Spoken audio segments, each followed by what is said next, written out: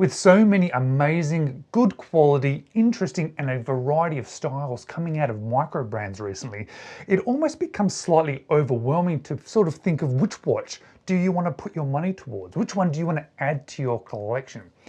And I think the one I'm going to share with you today is definitely a contender for some of that money that might be sitting in your budget to buy your next watch.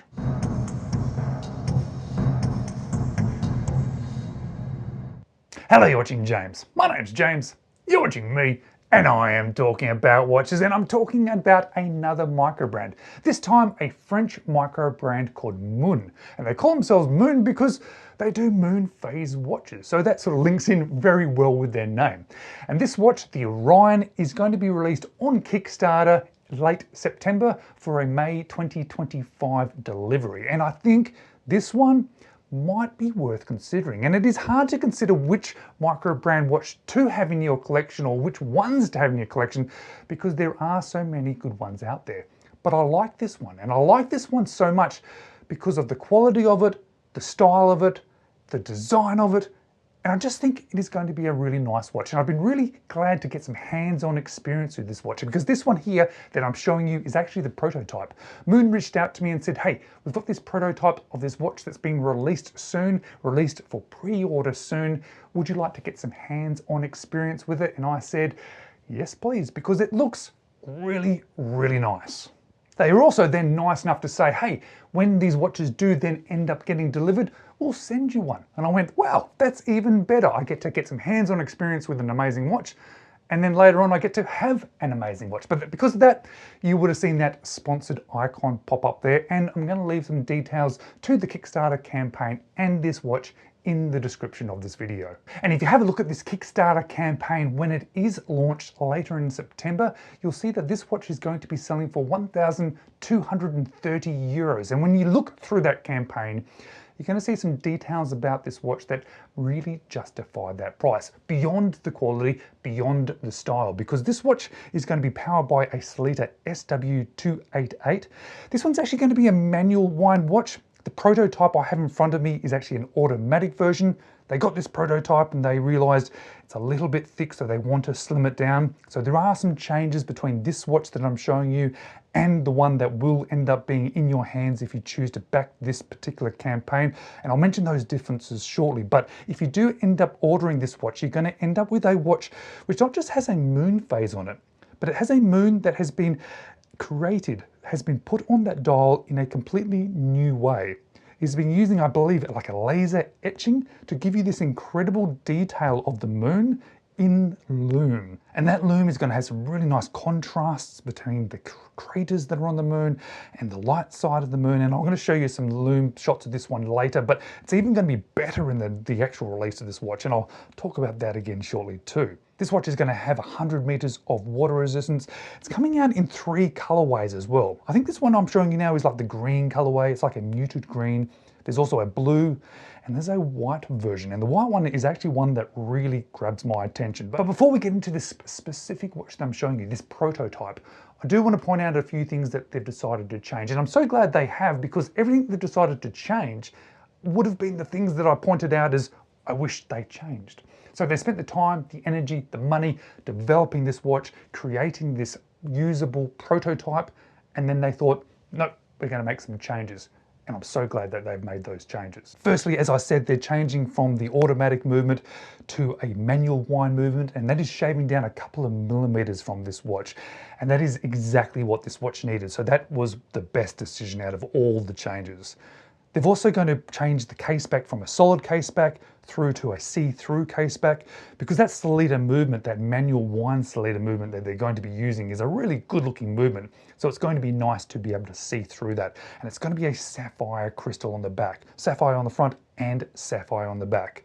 And when you look closely at the Moonphase of this particular watch, the actual moon, I think it looks absolutely fantastic on this watch, but it's actually going to look even better on the watch that is actually going to end up being delivered. The only other sort of criticism I had about this watch was that metal frame around the moon sort of phase window. I think it actually looks okay, but when the hands pass over it, the sort of polished hands with that polished sort of borders, the hands get a little bit lost. And they must have seen this too, because they're going to remove that silver borders. It's going to just be sort of colored borders, no actual applied silver. And that is going to allow those hands to be much more legible as it goes past and over the top of that Moonphase window. And there's going to be a few other little minor updates with the hands, with the strap, with the buckle, even the packaging. And they're going to release a bracelet version as well, which I think is actually going to make this watch go from a really nice looking, interesting, well-made dress watch to a everyday casual wear watch. I'd love to see this one on the bracelet. I've been loving the watch as it is, but I really would like to see it on the bracelet. So if they don't choose to send a bracelet out to me when they end up sending me this watch, I'm probably just going to buy one myself. Contacted them, say, hey, I'm happy to spend the extra money myself. Please send me the bracelet too. But with those things aside, keeping them in mind as we look at this prototype, let's look at the features that are there right now that I think really do sort of demonstrate how nice this watch is, because it is going to generally look similar, just with those few minor changes. But let's talk about the size first, because size often dictates whether you actually want this watch in your collection. And micro brands tend to do size as well, because they're sizing their watches for enthusiasts. It tends to be enthusiasts that buy micro brand watches, and this watch is exactly that, because it is a 38mm case diameter. This prototype, as I said, was a bit thick. It was 13.6, but they're going to be shifting that down all the way down to 10.5mm, which, any watch that is around about 10mm thickness just sits so nice on wrist. So I'm glad they made that change. The lug to lug is a nice compact 46mm, standard 20mm lugs, and this one on this strap, although it's going to be changed slightly, is 76 grams. So it's not going to be a particularly heavy watch on wrist, but it's also not light. It's just a really nice, comfortable weight on wrist. And something that I love about watches is details and layering. I like seeing details, 3D effect on dial, different layers. It gives it an interest factor that captures my attention. I love looking at watches, obviously. What tends to hold my attention beyond just seeing it and thinking it's great is details and layering and 3D effect. And this watch has that, as well as that awesome Moonphase. So as you look at the dial of this watch, you'll see that center disc. This one's like a dark blue, and that sort of silver surround around that Moonphase window obviously is going to be gone, which I think was a good decision. There's some printing on there with the Moon logo, Orion, and automatic. Below that, you'll see there's a cutaway for a date window, like porthole, which I actually think that integrates really nicely into that sort of dial, and I sort of like how it then sort of almost balances that Moonphase a little bit. That sort of cutaway balances the cutaway of the Moonphase. And you'll see the moon is nice and big, and it also has the Orion constellation behind it. So this is the Orion watch with the Orion constellation. So there is that link to the name and what's also on that Moonphase, on that window as it goes around. They've got these delicate but really nicely polished hands, big long orange second hand, which I think gives it that nice flash of color, which I think really is needed on this watch. It has a really sort of nice grabbing your attention kind of color, which works really well, but it's really delicate as well and nice and long. So it really sort of suits this dressy element to it, but gives you that sort of point of interest. Below that central disc, there is a textured surface. And that textured surface actually really works well up against that other layer. And it has printing on it too, has your sort of minute markers, has some timing on it, and then it works its way back up to that outer chapter ring, which is raised. So you're sort of going from the center, which is high, down to a lower, mid, back up to a high again, which I think really works well, especially when you then look at the Moonphase, because that is obviously behind that central disc too. But on that outer sort of chapter ring, there is the seconds and minutes. There's mostly printing in white on this watch, but there is those flashes of orange too, which link in really nicely with that second hand. And then one of my favorite features of this watch, looking at the dial, is how they've integrated those markers. It's like they almost hover above the dial. And if you get the watch at the right angle, they actually do hover above that sort of textured outer ring. It sort of sits on top of the external ring, hovering above that sort of textured ring, which creates a little bit of light play, but a really nice sort of depth and 3D effect to this one. Now, if you buy this watch, obviously there's a reasonable chance you're buying it because you like that Moonphase complication. It takes up a big part of the dial, but one of the things that really stands out about this watch and that just makes you smile is how they've used Lume, because the moon itself is Lume. And it looks great on this prototype. And it's apparently going to look even better on the production watches, which, yeah, that grabs my attention. And it certainly is something that really makes me gravitate towards this watch because it's fun, it's interesting, and it really looks cool. But what surprises me about the Lume of this watch isn't the moon, because I kind of expected that. I saw that in the pictures. What surprises me about the Lume on this one is how good it is on the hour, minute, as well as on the markers of this watch. They are delicate because it has a dressy element to it, but they really does glow. You can actually use it. It's not just a fun feature of a big glowing moon. It's actually usable Lume to tell the time at night. Now, I did mention earlier that this watch is covered by a flat piece of sapphire crystal. To me, it looks like it has a very slight curve to it, but it is a nice piece of sapphire crystal, and the production model is going to have sapphire on the back as well. And then when you move to the case, when you look to that polished bezel and the brushing that is on the sides of this case and the tops of the lugs and that polished chamfer edge running along the lugs, that's when the sort of quality sort of really does get sort of confirmed for me. Watches sometimes can do some great dials, interesting dials, but cases aren't always done perfectly. They've usually done okay and fine and perfectly fine to have in your collection. But when you have a watch where the brushing and polishing is next level, it really feels like it elevates the watch. And this one ticks that box for me. This quality of brushing and polishing, and also the slenderness of the case, especially once they reduce that case back, is actually really nice. And it is definitely something that stood out to me with the time that I've had with this watch. But there is a really rather interesting feature to this watch. And I'm not going to say it's a positive or a negative, it's just a feature. And I understand why this is occurring. Because when you look at that signed crown, you'll see that it is actually quite low on the case. Normally you'll see a crown that's fairly central on that case line, but I think for this watch, it is lower because of all those details and levels on the dial. Effectively, there's been levels on the dial, which means they've had to move the movement down, which effectively is moving that crown position down a little bit.